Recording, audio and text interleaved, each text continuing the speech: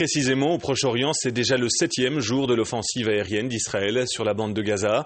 Des centaines de ressortissants étrangers quittent en ce moment la région via le terminal d'Erez. Eric Van Deus.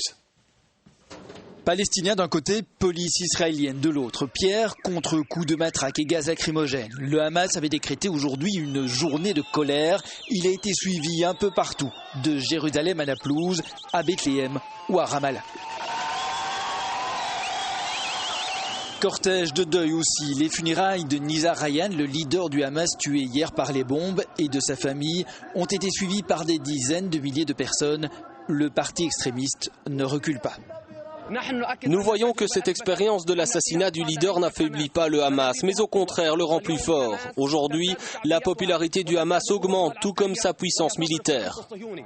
Ces tracts largués ce matin sur Gaza invitent pourtant la population à dénoncer les activistes et leurs bases. Ces lieux que les Israéliens ont encore bombardés aujourd'hui. Une vingtaine de sites visés, bilan, 3 enfants décédés. Ces blessures sont mortelles, c'est un meurtre, c'est un enfant.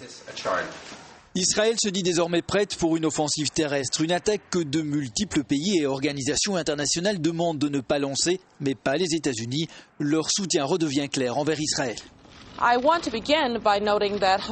Je veux commencer par rappeler que le Hamas tient le peuple de Gaza en otage depuis son complot illégal contre le président Abbas, le président légitime du peuple palestinien.